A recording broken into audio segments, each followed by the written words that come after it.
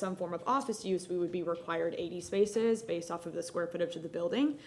So those additional 26, if approved via this PD tonight, would be very, very helpful in decreasing our degree of a parking reduction that we would eventually need when going to propose a new use for this existing site. And that concludes our presentation, and we can answer any questions that you all might have. Comments or questions?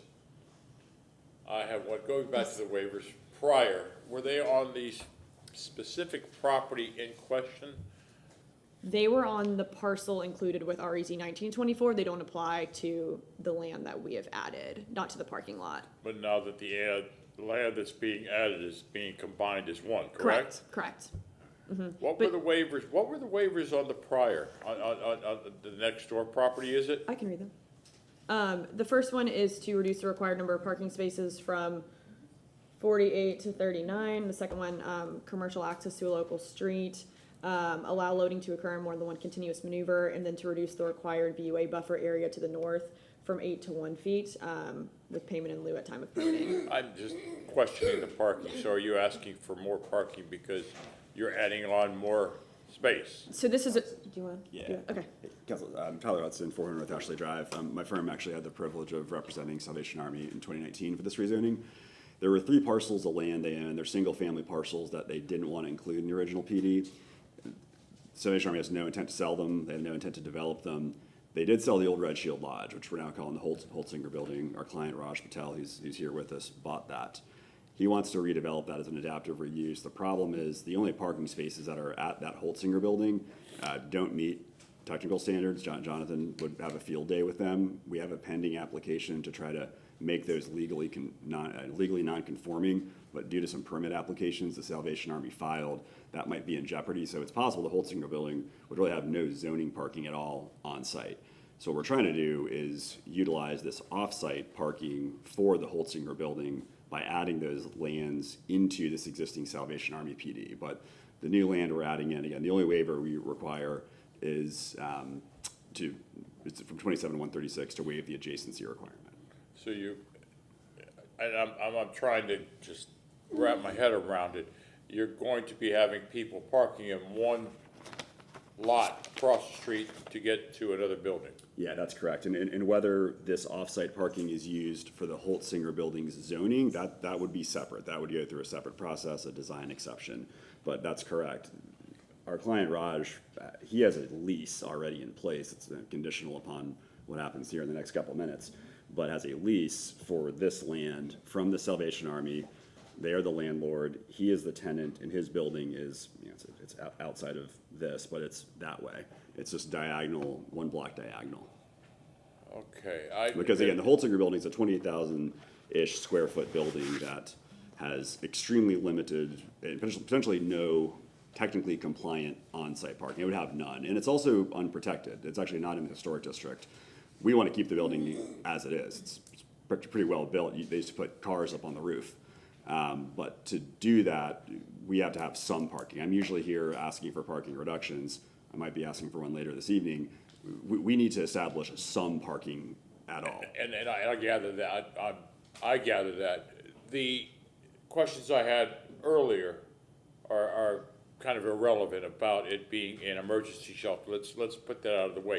What kind of safety measures are you going to put in place for these people that you're now having park in one section to across the street and go to another building? Sure. Well, those existing sidewalks, I mean, that was improved when this site got redeveloped, because again, if you're going up Florida Avenue on the right side, you had the Salvation Army office building. The left side was Red Shield Lodge. Now everything has been consolidated into the building on the right, that building, which is operational today.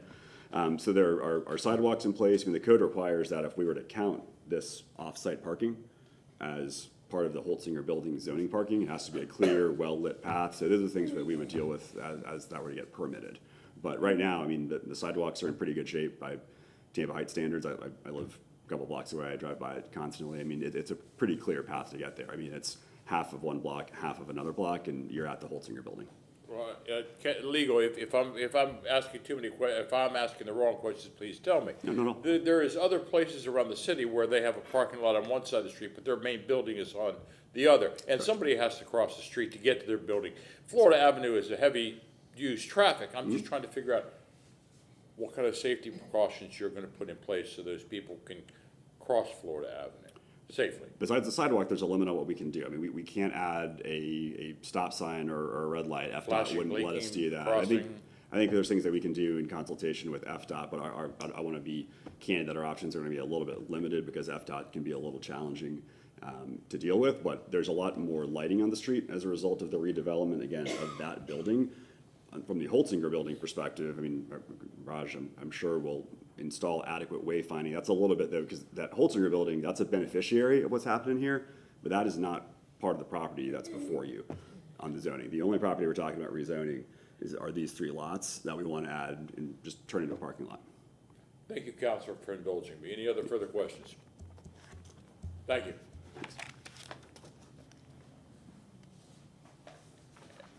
Does that conclude your presentation? Yes, sir, it does. Thank you. Is there anybody in chambers that would like to speak, give public comment? Do we have anybody online? No one is registered. Second. We have a motion to close by Councilman Maniscalco, seconded by Councilman Miranda. All in favor, say aye. Aye. Is there any nays? No. Motion passes. Councilman Vieira. Yes, sir. I move an ordinance being presented for first reading consideration, an ordinance rezoning property in the general vicinity of 1603 North Florida Avenue and 318 and 320 East Henderson Avenue in the city of Tampa, Florida, more particularly described in section 1 from zoning district classification, RM24 residential multifamily to PD plan development to PD plan development emergency shelter facility, commercial off-street parking, and business professional office, providing an effective date. Second. Was there an additional waiver that had to be added to that? Annie Barnes, Development Coordinator. I just would like, for the record, to make sure that the additional waiver to section 27-132 for off-street commercial parking is entered into the record as well. I hereby incorporate your remarks. Second. Thank you. We have a motion made by Councilman Vieira, seconded by Councilman Maniscalco. Roll call vote. Vieira, Yes. Maniscalco, Yes. Miranda, Yes. Hurtak, Yes. Carlson, Yes. Goods, Yes. Citro. Yes. Motion carried unanimously.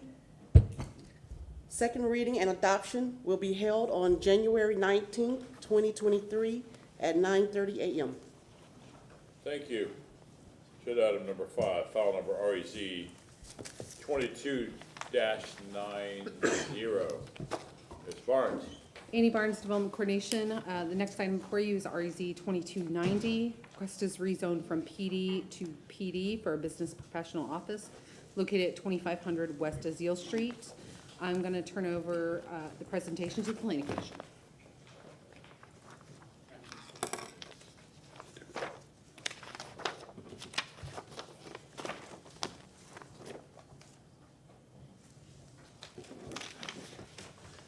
Same comments with your planning commission staff. The subject site is located within the Central Tampa Planning District and the Palmacia neighborhood, Palmacia West neighborhood. The closest transit stop is located north of the subject site at the corner of West Azeel and South Armenia Avenue. Hyde Park is the closest recreational facility, and the subject site is located within a level C evacuation zone. Here's an aerial map of the subject site. The site is bound by South Armenia and West Azeel Street. As you can see, the area is very urban and developed in character. It's a mix of multifamily development, single-family attached, and some single-family detached units. Just to the east of the site is South Howard Avenue, which is a well-known commercial corridor.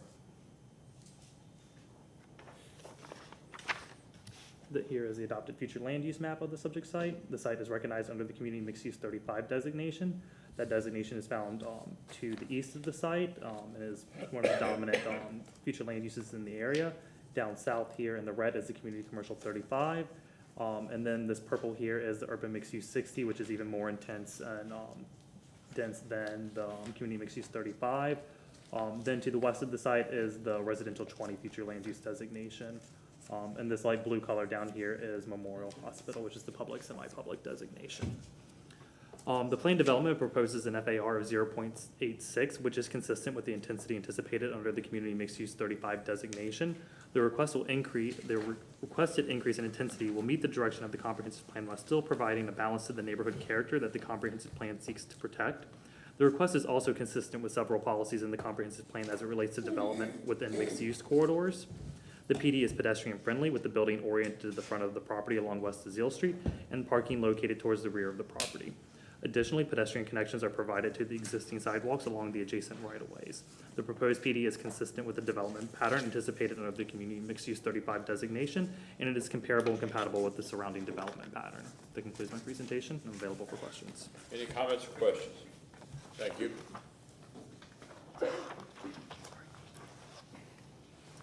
Annie Barnes, Development Coordination.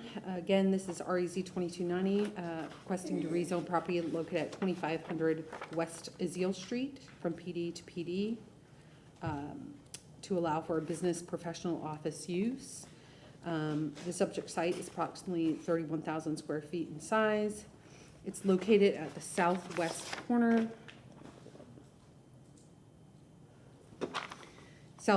of West Azile Street and South Armenia Avenue. The site is surrounded with residential multifamily to the north and south, and PD and RM16 zoning to the west, and PD zoning to the east with residential single-family attached uses. Building placement is located on the north end of the site with surface parking located at the south at ground level. The proposed use requires 90 parking spaces and 59 spaces are being provided. A waiver is requested, which is 34% reduction. Additionally, a waiver is requested to reduce the landscape buffer from 10 feet to 5 feet and reduce the VUA buffer along the right-of-way to the east and north. Overall, Development Review and Compliance staff finds the request inconsistent based on the requested waivers. Just to familiarize you with the site, this is the subject site on the north side facing south of Azile. And this is the corner of Azile and Armenia, showing the subject site. This is the south end of the site looking west. And then this is looking north, east from Armenia from the site. And property directly east of the site, as well as property west of the site. That concludes my presentation. I'm available for any questions you might have. Any comments or questions? Thank you, Ms. Barnes. Good evening, Council. Cami Corbett with the law firm of Hill, Ward & Henderson. We will be very brief given the long day and the late hour this evening. I'm representing the applicant EMI Office, which is a single-purpose entity owned and controlled by Eisenhower Property Group, which is a local real estate development company. And if this looks and sounds familiar to you, it may, because we were just before you for a plan amendment earlier this year, which was unanimously approved, and we had no opposition from anyone in the surrounding neighborhood. As Annie did indicate, because of the parking waiver that we are requesting, transportation has found us inconsistent, but in all other aspects, this application is consistent. And to address those waivers, I'm going to ask Steve Lutz from Eisenhower Property Group to come up and talk to you about those. Thank you, Cami. Steve Luce, and I have been sworn in. Mr. Chair and City Council members, as you can see on the Elmo, where the location of the subject site is, as described by both Planning Commission staff and your staff. The parking waiver that we're requesting and the justification for it is that, first of all, the size of the building is 27,000 square feet. We currently have 26 employees. And we are trying to establish our headquarters at this location. We do want to expand in the future. And it's a combination of landscape architects, design engineers, real estate acquisition folks. I'm a land planner, works for the company. We do a lot of work in Hillsborough County, Manatee County. We do a lot of traveling work as well. But the waiver that supports the waiver, is the areas in green, there's on-street parking along Azil and Armenia. We calculated and walked that area. It's about 50 spaces. I didn't go all the way down to Swan, which is off that aerial graphic. There are more on-street parking spaces nearby. There are also bus stops, one directly across the street from us, about half a block to our south. There's also another bus stop over on Howard. So there are 3 bus stops within very close walking distance of each other. We are going to do bike racks on site. I would say that the parking that is on street, it may be used during the evening and weekends by folks that live in the area. We're bringing an office space to this area. Not a lot of office buildings in the area today. We will use those on-street parking spaces during the day and at nighttime and on weekends. Residential uses will use those on-street parking spaces. And the retail uses that are over on Howard, if there's any sort of spillover on-street parking, that also is at night and on weekends. So we think there's a good mix of use of those on-street parkings by our office and the residential and retail uses that are in the area. I would add that of the 59 parking spaces that we're providing, and we have 26 employees now and hope to grow to 44 in the future, we do have people that never come into the office. They're out in the field, they're inspecting our land development sites.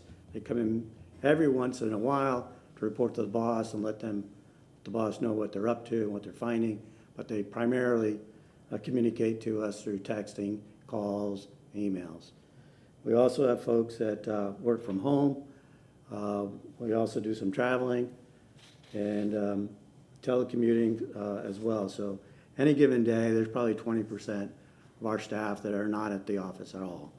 So I think between the aggregate in terms of our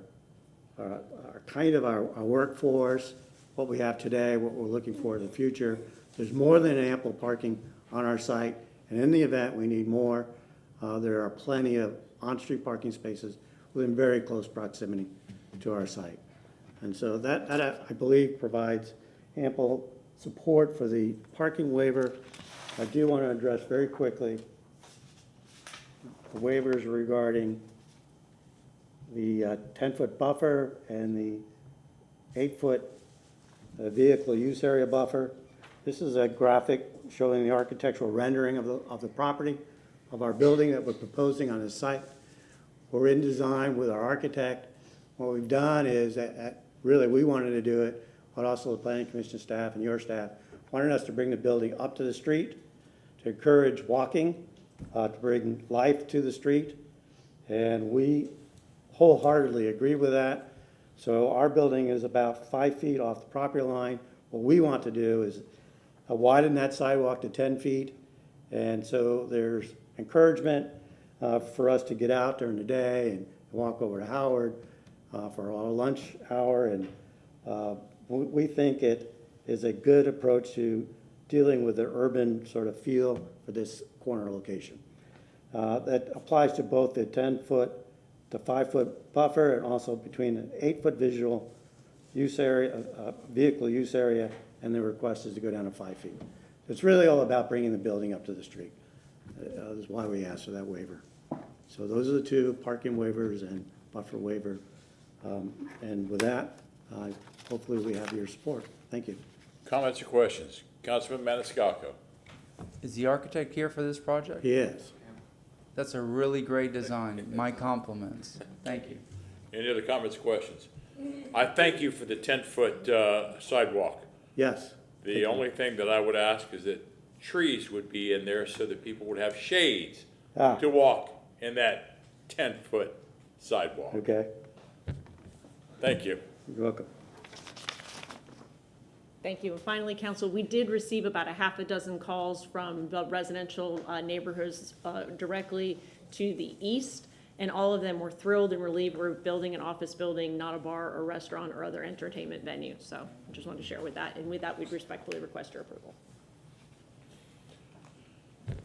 That does conclude your presentation. Thank you. Is there anyone in the audience who wishes to speak to this? Do we have anyone online? No one is registered. Second. Motion to close by everyone. Motion to close by Councilman Maniscalco, seconded by Councilman Goods. All in favor? Aye. Excuse me, who is next? Councilman Vieira. I'll do it again. I'm sorry, Councilman Carlson.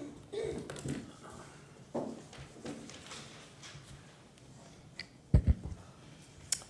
like to move file number REZ 22-90, ordinance being presented for first reading consideration, ordinance rezoning property in the general vicinity of 2500 West Aziel Street in the city of Tampa, Florida, and more particularly described in section 1 from zoning district classification PD plan development to PD plan development business professional office regarding effective date. Second.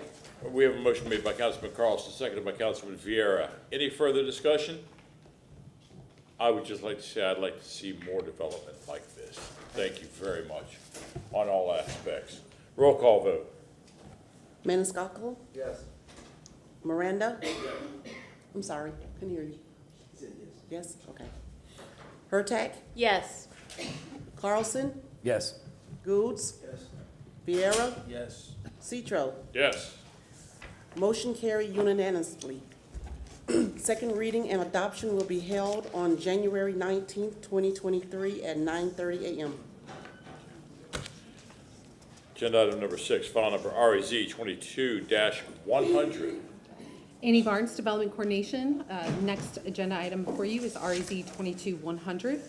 The request is to rezone 2401 West Platte Street from RM24 to PD for residential multiple family uses. I'm going to turn over the presentation to the Planning Commission.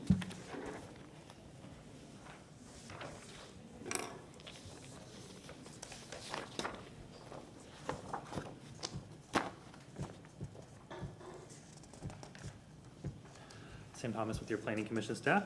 This is located in the Central Tampa Planning District in the South Howard neighborhood. The closest transit stop is located north of the subject site at the corner of West Aziel and South Armenia Avenue. Hyde Park is the closest recreational facility, and the subject site is located within a level C evacuation zone.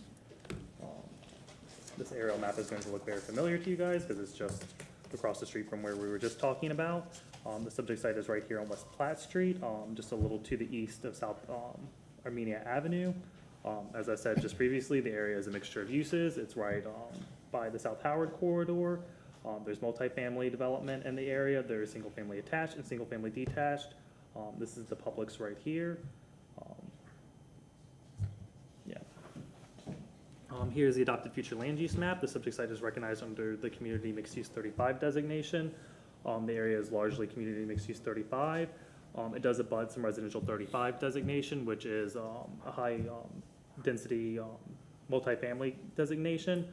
You have the urban mixed use 60 over here, and then the lighter brown color is the residential 20 designation. The planned development proposes an FAR of 2.0, which is consistent with the intensity anticipated under the Community Mixed Use 35 designation. Since the site exceeds the by right FAR of 1.0, the applicant has entered into a bonus agreement with the city. Planning Commission staff finds that the proposed intensity is consistent with the underlying future land use designation, and the request is consistent with several policies in the comprehensive plan as it relates to development within the mixed-use corridor. The comprehensive plan encourages uses along mixed-use corridors to be oriented to the street by placing the buildings toward the front of the properties with entries and stoops fronting the street. The applicant is providing an entrance along South Moody Avenue and also sidewalks that connect to the adjacent right-of-ways, meeting the intent of the mixed-use corridor policies. The request also supports many policies in the comprehensive plan as it relates to housing the city's population. The comprehensive plan encourages new housing on vacant and underutilized land to accommodate the housing supply needed for Tampa's present and future populations. In conclusion, the PD is consistent with the development pattern anticipated under the Community Mixed Use 35 designation, and it's comparable and compatible with the surrounding development pattern. That concludes my presentation. Any questions? Comments or questions? Ms. Barnes?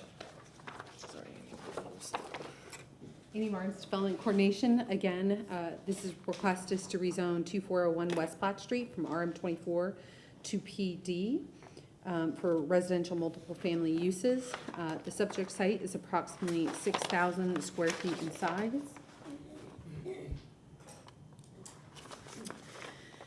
And it is located northwest of the intersection of West Platte Street and South Moody Avenue. It's surrounded with residential and commercial uses. The most existing commercial uses are along both sides of West Platte Street.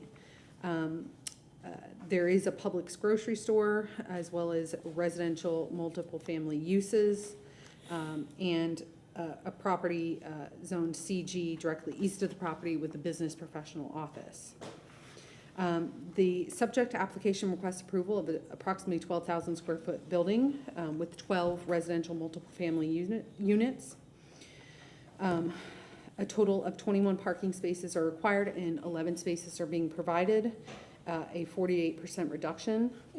Additionally, the applicant is requesting a waiver to allow vehicular backup from 6 feet to 5.5 feet. And the applicant is also requesting a third waiver to provide only 50 square feet of green space per unit out of the required 750 green space per unit. The applicant is proposing 2 affordable dwelling units restricted for rental occupancy for a period of 30 consecutive years. And this is as part of the bonus provision agreement. So as Mr. Thomas already stated from the Planning Commission, the proposed FAR is 2.0, and that is through the bonus provision agreement. Staff requires the development review and compliance staff finds the request inconsistent based on the requested waivers and development coordination. The use is appropriate in the area. However, the waivers, specifically the minimum green space, is significant. Let me show you some pictures of the subject site. So this is the subject site facing north, directly east of the subject site. At the corner of Platt and west of the site is the Publix. And this is directly south. And then further north, there are residential multiple family uses. That concludes my presentation. I'm available for any questions you might have. Comments or questions? Thank you, Ms. Barnes. Petitioner.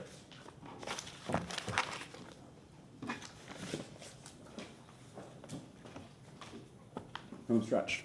My name is Tyler Hudson. My address is 400 North Ashley Drive. I'm going to give a brief presentation.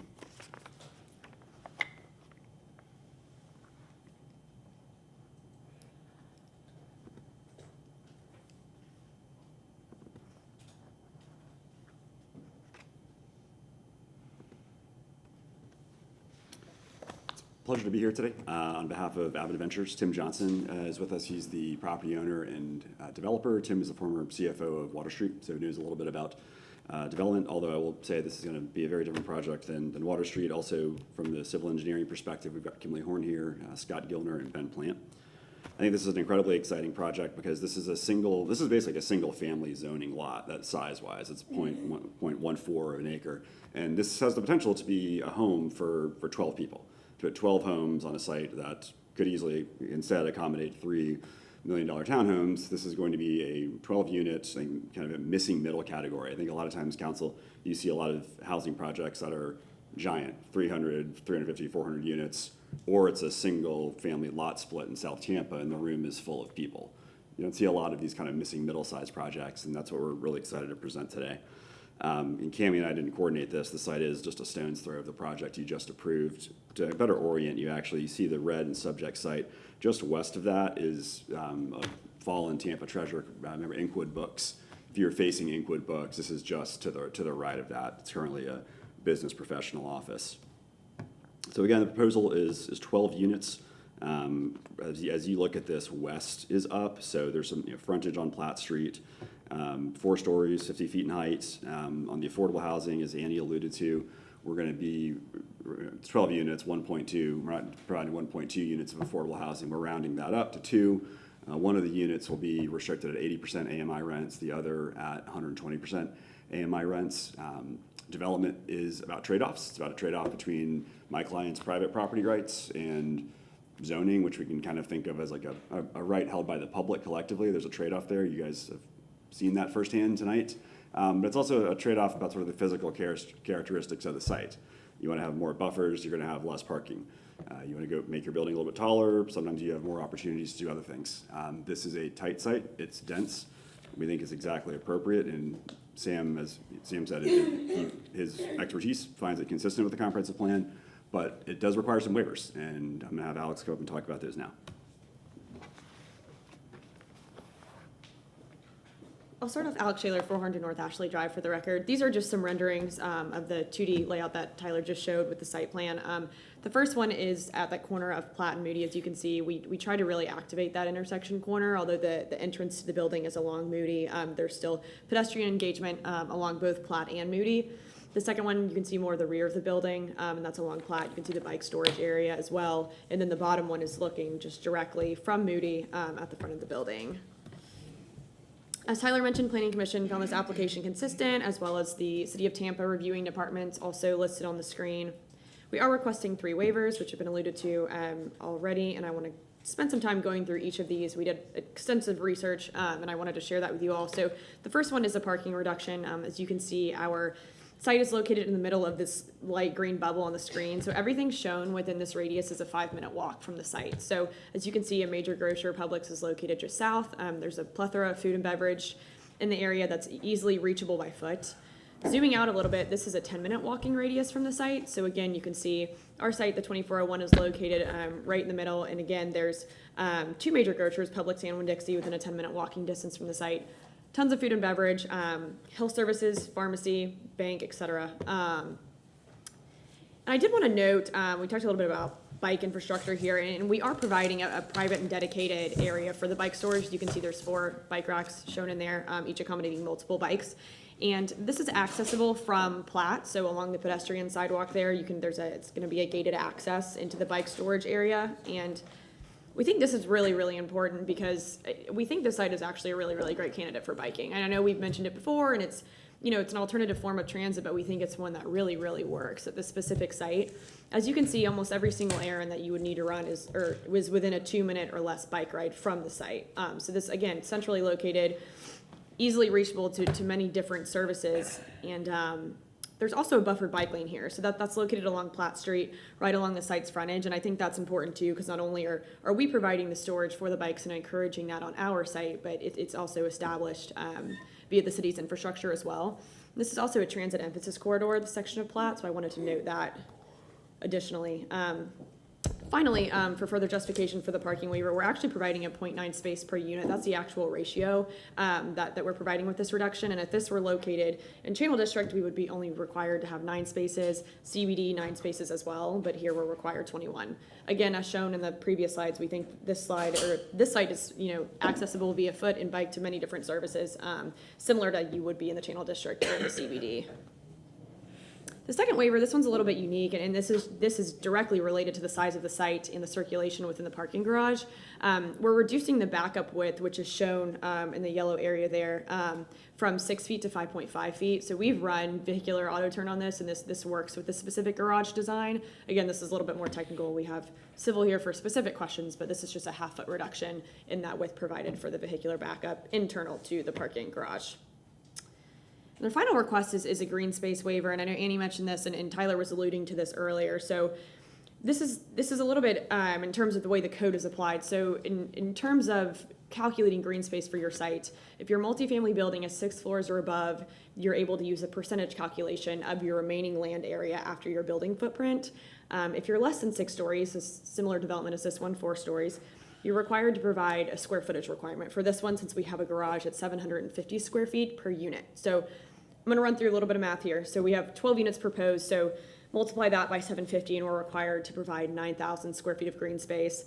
As mentioned in the beginning, the site's a little bit over 6,000 square feet, as you can see on the screen. So this is a really, really great example how sometimes a direct application of the city's code isn't feasible, and that's exactly what we've run into here. So cannot provide 9,000 square feet of green space on a 6,000 square foot site. Could we reduce the density? Yes, and I think that's another argument to be made. However, if we were to knock this down from 12 units to 4 units, we could provide the green space required, which is 50% of the site. However, given the site's location here, again, this is CMU 35, so this is a relatively dense land use category. We're bonusing up to a 2.0 FAR, which is allowed on the site.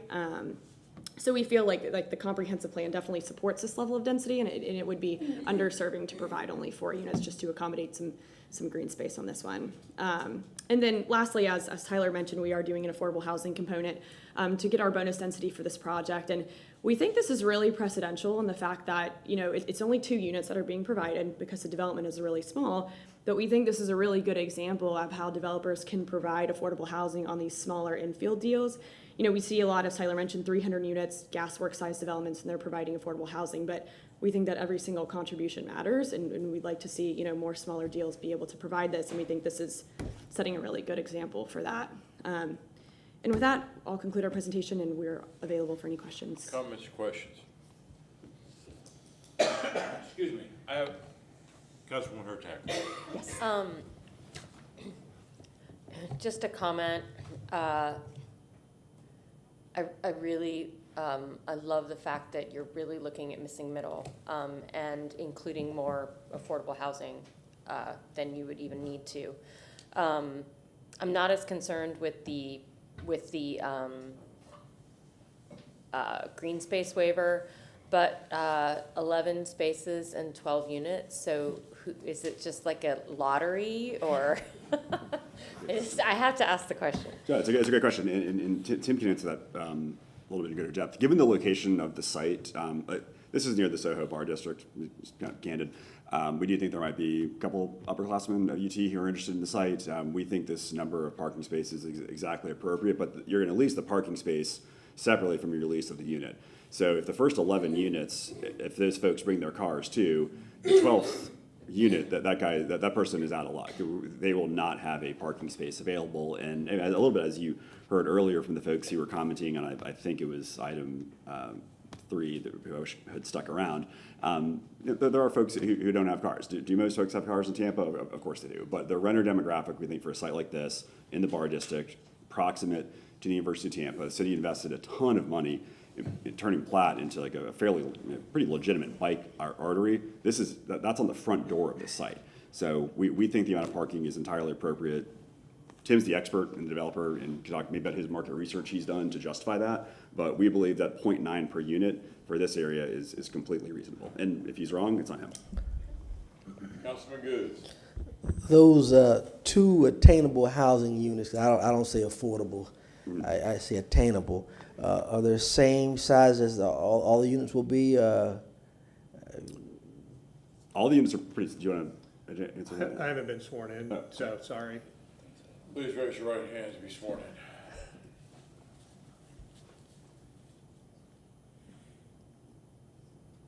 You affirm or swear to tell the truth, the whole truth, and nothing but the truth? I do. Okay.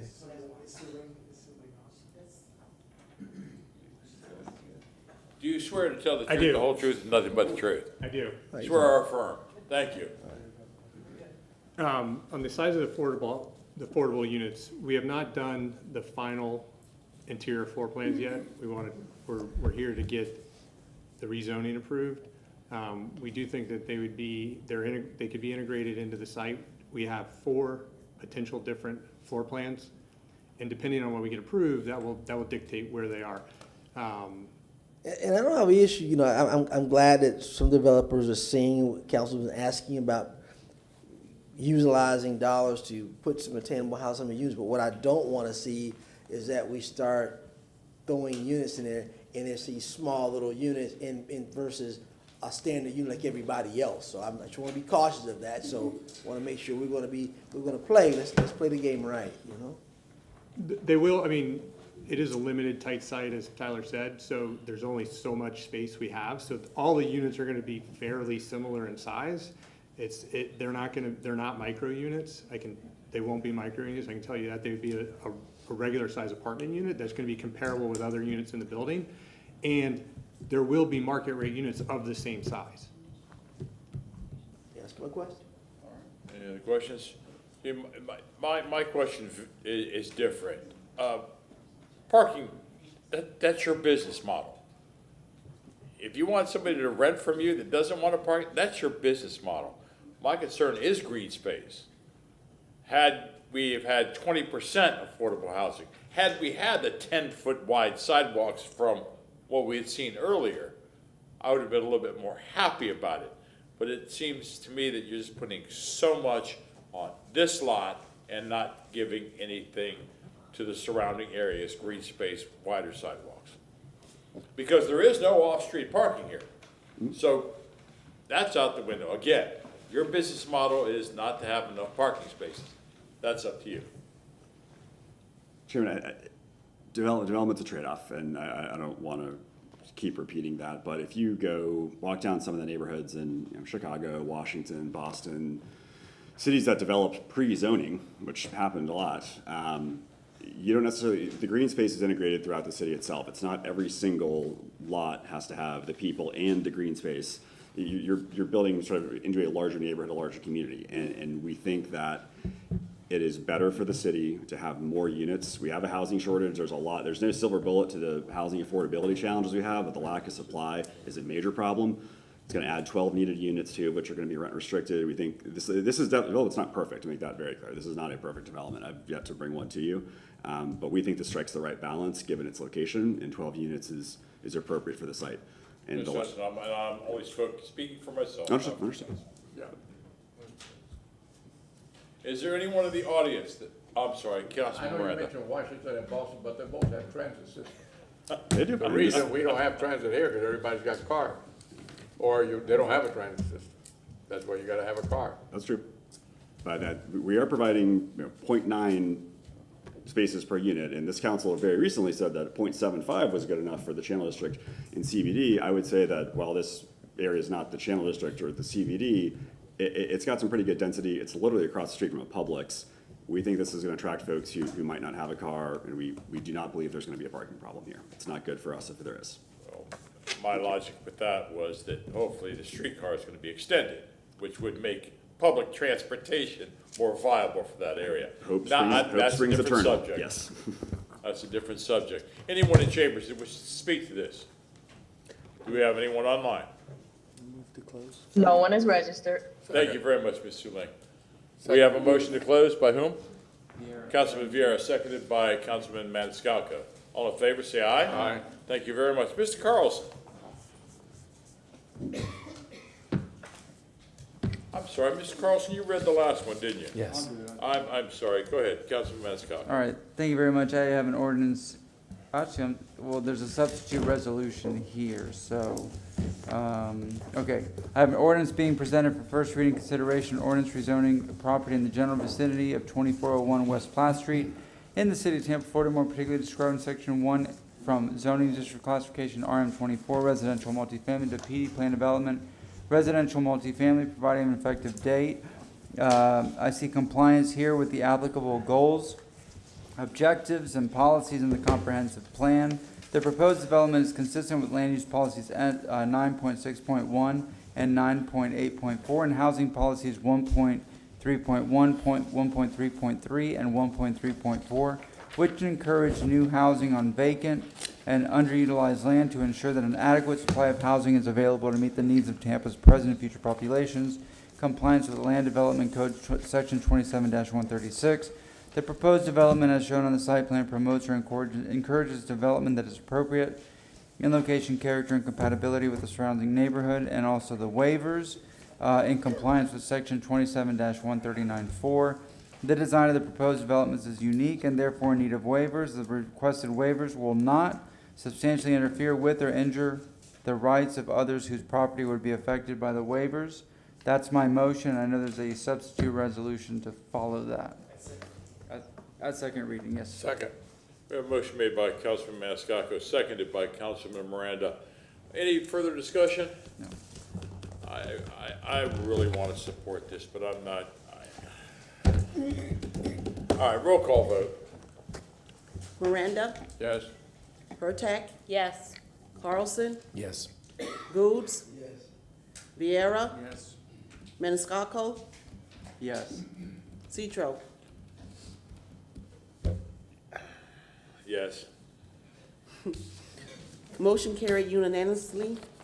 Second reading and adoption will be held on January 19, 2023 at 9:30 a.m. Thank you. Information and reports. Let's go with Councilman Miranda. Thank you. I have two. I would like to make a motion to welcome representatives from Zoo Tampa at Lowry Park to Second. present their master plan. They're scheduled for December, but the administration asked for continuance, and the zoo is ready to present at this time. Our deputy clerk, city clerk, advised me that there's capacity to schedule the fine people from Zoo Tampa at Lowry Park on Thursday, January 19, 2023. We would like for them to be scheduled immediately following any ceremonials if possible, because they're bringing a very special guest to visit council members. I think it's a hungry lion. I hope it is. I hope it is. Second. Motion I made- would be remiss not to mention that Zoo Tampa at Lowry Park is Florida's most cultural institution and leading in wildlife conservation. And just for the record, they have broken the previous record from 2021, which had attendance of 1,105,049 guests. And this year, they broke the record with 1,152,846 guests. Motion made by Councilman Miranda, seconded by Councilman Maniscalco. All in favor, say aye. Aye. Any opposed? Thank you. Number two, I'd like to make a commendation for someone who has 60 years of service to Tampa citizens. That's Second. Mary Bryant. I'm not gonna say anymore because you're gonna kill me. We have a motion made by Councilman Miranda, seconded by Councilman Maniscalco. All in favor? Aye. Councilman Goods. Yes, Mr. Chairman, some might not know that Dr. Bruce Miles passed away this week. Long-serving dentist in our community, and also was the president of the Black Caucus of the state in Hillsborough County. His service will be held next week on the 21st. Got to give a commendation at the service for his Second. family. Very, very, very nice man. Very Motion made by Councilman Goods, seconded by Councilman Maniscalco. All in favor? Aye. Secondly, that the commendation be given to the We See You, Inc., a nonprofit organization on January 10th for their determination and dedication to the city of Tampa, making a positive impact on their communities and helping less fortunate families in the Tampa Bay area. Motion made by Councilman Goods, seconded by Councilman Maniscalco. All in favor? Aye. Also, that the legal department create a resolution to allow the City of Tampa Black History Committee to utilize the city seal for the 2023 City Black History Committee program celebration. Motion made by Councilman Goods, seconded by Councilman Maniscalco. All in favor? I don't mean to be Mr. Vieira, and I would have one more here. As you know, we've been having issues with our right-of-ways, with people gathering and gambling and homelessness on these right-of-ways. A lot of complaints from citizens. So I'd like to see the legal department to research the parameters around gathering on public sidewalks, right-of-ways, and unauthorized gatherings to reduce criminal activities such as gambling and et cetera. Second. Motion made by Councilman Goods, seconded by Councilman Maniscalco. All in favor? Aye. That's it, sir. Councilwoman Hurtak. Councilman Maniscalco. Yes, sir, Mr. Chairman, I'd like to, I know we have a busy January 10th presentation session, but I'd like to invite DC Gatufas to do a short 5-minute presentation regarding a possible street renaming for a Mr. Jim Urbanski. If you know the name and you know why he's important to Tampa, I'd like for Mr. Gatufas to come and present on January 10th at 9 a.m. I'll second it so long as he brings his dog. Apollo, the dog Apollo. And how long a presentation is that, sir? 5 minutes, yeah. And I'll communicate with him so he knows to be here. Motion made by Councilman Maniscalco, seconded by Councilman Vieira. All in favor? Aye. Councilman Vieira. Oh, I'm sorry, Councilman Maniscalco. Do you have another? And a happy Hanukkah to those celebrating. Hanukkah begins this weekend, and of course, Merry Christmas and a Happy New Year. That's it. And if I may, Sunday night, we have Hanukkah, the Menorah lighting. Yeah. Just really fast, many of y'all may have known Connor Darkin, who worked with my office here for a couple of years. Such a nice guy. He took a full-time job at the clerk's office, and I wanted to give him a city council commendation on February 7th of 22. That's at our commendation meeting. Second. Yeah. No. City steward. City County steward. clerk. I'm sorry. Yeah, did I say city? Yeah. Clerk. Okay, my bad. I'm sorry. Yep. Motion made by Councilman Vieira, seconded by Councilman Maniscalco. All in favor? Aye. And then really fast, motion for commendation off premises, the Barba's Law for 40 years. Second. Excellent. Motion made by Councilman Vieira, seconded by Councilman Maniscalco. All in favor? Commendation off premises, Chantel Hevia, that's Chantal, last name Hevia, for her work with the Ybor Museum. We have a motion made by Councilman Vieira, seconded by Councilman Miranda. All in favor?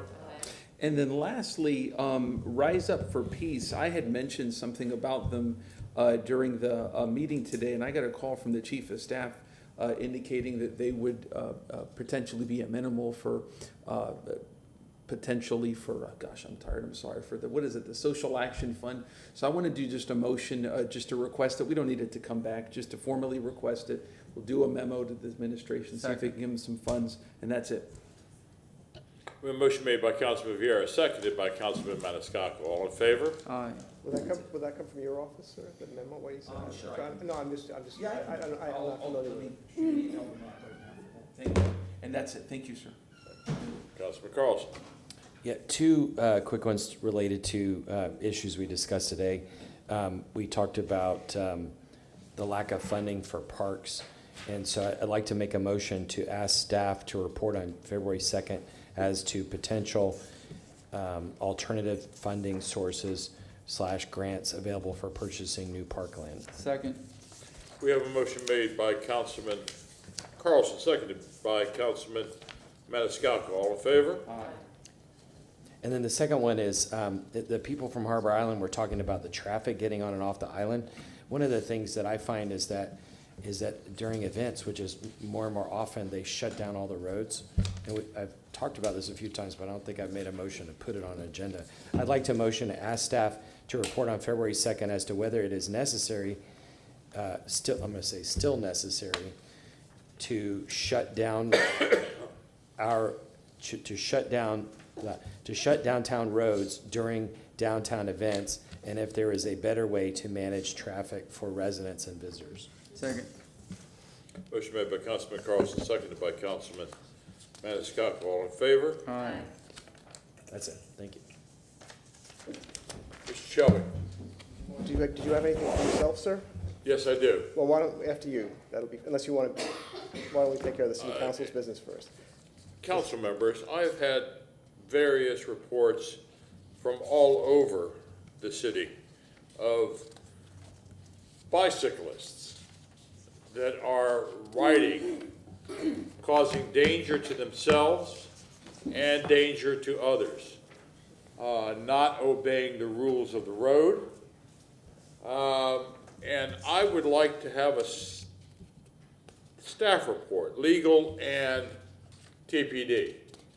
And I'm just trying to figure out when we can get that in. Do we have a date, Madam Clerk, that we can get that in staff first where we're not overloaded? Hopefully sometime in January, the beginning of February. February 2nd's fairly light. Yeah, it is now. February 2nd? Yeah. I'd like to have a staff report from legal and TPD, seeing what can be done. Again, I'm getting calls from residents from all around the city that are concerned about bicyclists that are riding improperly in our roads, pulling wheelies, again, being a danger not only to themselves but to motorists. Councilman Carlson. And I'll second that if nobody seconded it. But yeah, I've gotten a bunch of calls too, and there's a lot of discussion on Nextdoor. For anybody watching, it's not just bicyclists driving haphazardly. Apparently, there are gangs of lots of bicyclists that surround cars and intimidate them. I didn't want to put it that way. Yeah. I just wanted to say bicyclists. Yeah, so it's a particular kind of thing that's happening. We've reported several issues to TPD, and they're supposedly looking into it. That's why I want to have this work. But if I may, and I don't mean to offend anybody, but we also have the spandex crowd, which also rides their bicyclists in groups that are staying within the bike lanes and whatnot. So I just want to find out about bicyclists that aren't following the rules of the road, posing a danger to themselves and motorists and pedestrians. Councilwoman Hurtak. I mean, I have to say, we actually have quite a few bike clubs that bike throughout the city, and cyclists are allowed to use the road. They are. In groups. So I just want to make sure that we're not, I just have to say that because as a cyclist who joins those groups, we're riding legally. I did not say you were doing it illegal. I said posing a hazard. There are some that, but that's why we'll have this discussion. As a person who's gone on many bike rides recently, okay, we have a motion. I'm sorry, you take this one. No, go. Oh. I made the motion. We have, Go. we have a motion from Chairman Citro, second from Councilman Carlson. All in favor? Aye. Any opposed? You good? I'm good. Motion to receive and file. Wait. Oh. Council, thank you. Martin Shelby, City Council Attorney. I'll make this very quick. Councilmember Miranda has an outstanding memory, as we all know, with regard to the issue of continuance or a misnotice or failing to appear. It actually does appear in the code. It appears in section 2761 in two places. It would be 2761J2B, which is a review of a board hearing, and 2761J3B, which is review of AR permits. And I trace that back to ordinance number 2018-3. So it dates back to January of 2018 when it was first put into the code, but only in those sections. So what I'm saying to you is I will be coming back to you with a recommendation at the next meeting in January, I would suspect, how we can resolve this issue in light of the language that's in the code, expanding it to other sections or putting it in the rules of procedure. But I will address that, and I said I would follow up last week, so I did a deep dive, and here we are. Have a happy holiday, Council, and a happy New Year. Thank you. Move to receive and file. We have a motion to receive and file by Councilman Maniscalco, seconded by Council Carlson.